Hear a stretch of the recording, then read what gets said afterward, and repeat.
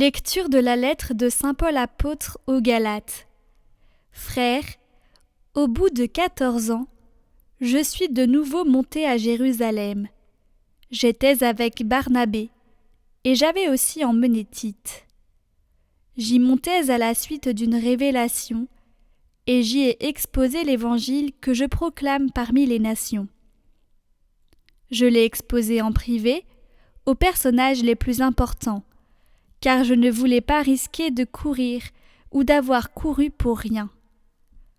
Or, ils ont constaté que l'annonce de l'Évangile m'a été confiée pour les incirconcis, c'est-à-dire les païens, comme elle l'a été à Pierre pour les circoncis, c'est-à-dire les Juifs.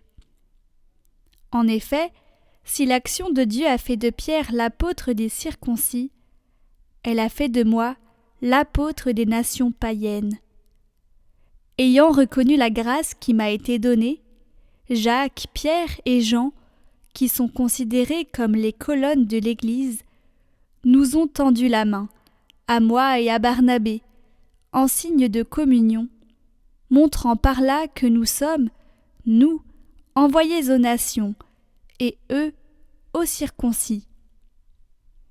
Ils nous ont seulement demandé de nous souvenir des pauvres, ce que j'ai pris grand soin de faire. Mais quand Pierre est venu à Antioche, je me suis opposé à lui ouvertement, parce qu'il était dans son tort. En effet, avant l'arrivée de quelques personnes de l'entourage de Jacques, Pierre prenait ses repas avec les fidèles d'origine païenne. Mais après leur arrivée, il prit l'habitude de se retirer et de se tenir à l'écart, par crainte de ceux qui étaient d'origine juive. Tous les autres fidèles d'origine juive jouèrent la même comédie que lui, si bien que Barnabé lui-même se laissa entraîner dans ce jeu. Mais quand je vis que ceci ne marchait pas droit selon la vérité de l'Évangile, je dis à Pierre devant tout le monde : « Si toi qui es juif, tu vis à la manière des païens et non des juifs, pourquoi obliges-tu les païens à suivre les coutumes juives ? »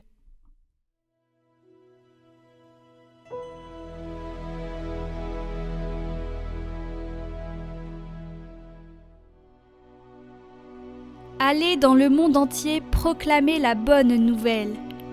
Louez le Seigneur tous les peuples, fêtez-le tous les pays. Son amour envers nous s'est montré le plus fort, éternelle est la fidélité du Seigneur.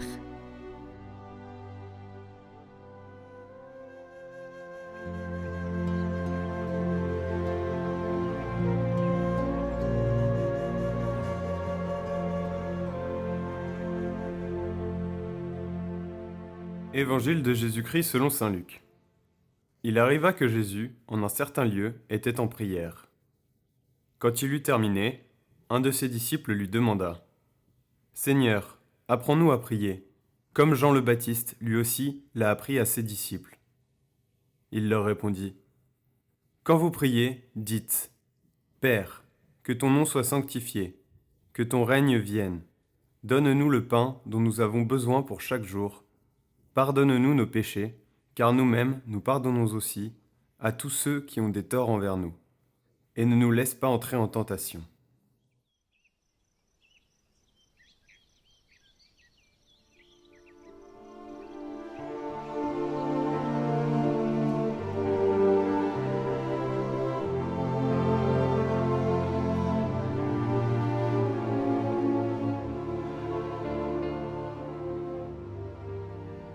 Commentaire de saint Jean de Damas. Un jour, quelque part, Jésus était en prière. Jésus priait à l'écart. La prière trouve sa source dans le silence et la paix intérieure. C'est là que se manifeste la gloire de Dieu. Car lorsque nous fermons les yeux et les oreilles, et que nous nous trouvons au-dedans, en présence de Dieu, lorsque libérés de l'agitation du monde extérieur, nous serons à l'intérieur de nous-mêmes, alors nous verrons clairement en nos âmes le royaume de Dieu. Car le royaume des cieux, ou si l'on préfère le royaume de Dieu, est en nous-mêmes. C'est Jésus notre Seigneur qui nous l'a dit.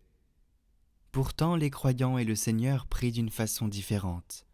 Les serviteurs, en effet, s'approchent du Seigneur dans leur prière avec une crainte mêlée de désir, et la prière devient pour eux voyage vers Dieu et vers l'union avec lui, les nourrissant de sa propre substance et les fortifiant.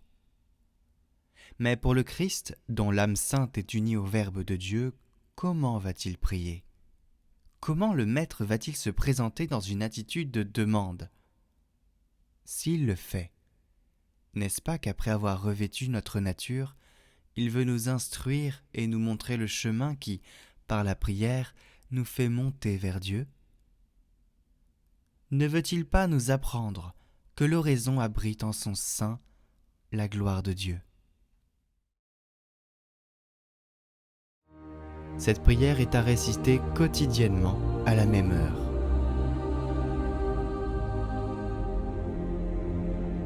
Dans les écrits de sainte Faustine, Jésus lui demande que l'on prie à 15 heures la prière de la divine miséricorde, car c'est à cette heure-là qu'il est mort sur la croix. Jésus aurait dit donc à sainte Faustine qu'il ne refuserait rien à l'âme qui prie à 15 heures cette prière. Au nom du Père, du Fils et du Saint-Esprit. Amen. Salut, blessure ouverte du très saint cœur, d'où sont sortis les rayons de miséricorde. C'est là qu'il nous est donné de puiser la vie, avec une confiance totale. Salut, bonté de Dieu inconcevable, ni mesurée, ni approfondie, pleine d'amour et de miséricorde, mais toujours sainte. Tu te penches sur nous comme une bonne mère.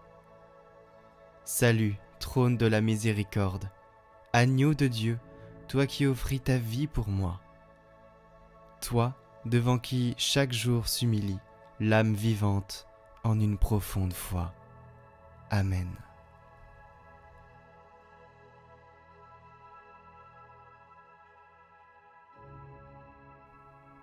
Jésus donna donc à sainte Faustine non seulement le chapelet de la divine miséricorde, mais aussi une prière particulière à réciter lorsque l'horloge sonne l'heure traditionnelle de la crucifixion.